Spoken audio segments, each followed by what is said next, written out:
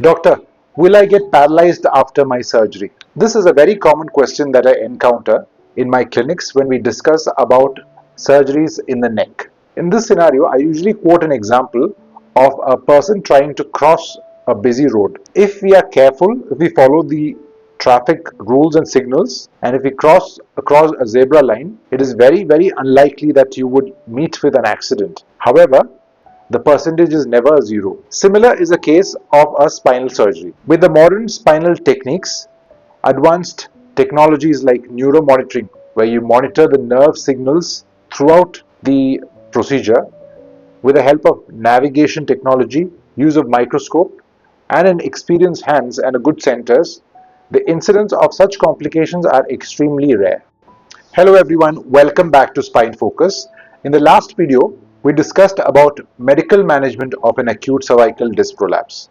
In this video, we shall discuss about the surgical procedures which are done for management of an acute cervical disc prolapse.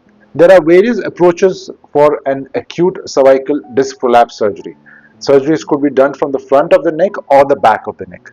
Today, we shall discuss one of the most commonly performed surgeries, which is considered as a gold standard for cervical spine surgeries. The surgery is called ACDF.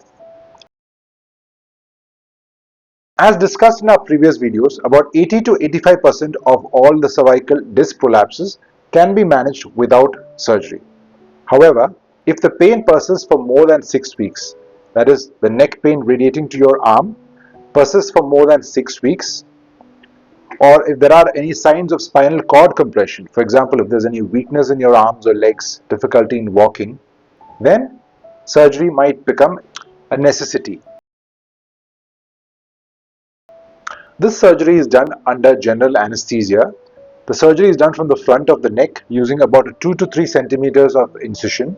In the surgery, we reach the disc which is causing the compression, and the disc is completely removed, thereby removing the pressure on the spinal cord and the spinal nerves. Once the disc is completely removed, the gap is filled with the help of a spacer, which is fixed in place with the help of plates and screws. The patients are allowed to stand and walk the same day evening or the next day morning. Patients are discharged after about 1 or 2 days after the procedure. The pain in the neck which radiates down the arm gets better after the surgery. If the patient has pre-existing weakness in the arms or the legs, that may take more time to recover, and the usual recovery period varies from days to weeks. It is normal for the patients to experience some pain at the back of the neck, which could last for a few days. The patients may find it uncomfortable to swallow food for the first few days after the surgery. In very few patients, they may also experience a hoarseness of voice. It could persist for a few weeks before it recovers completely.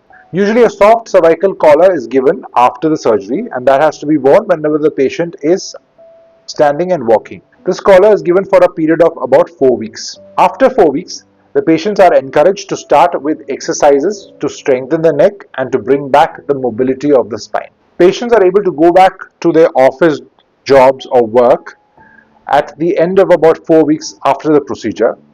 However, if the job involves heavy manual labor, it is better to avoid it for a period of at least 3 months.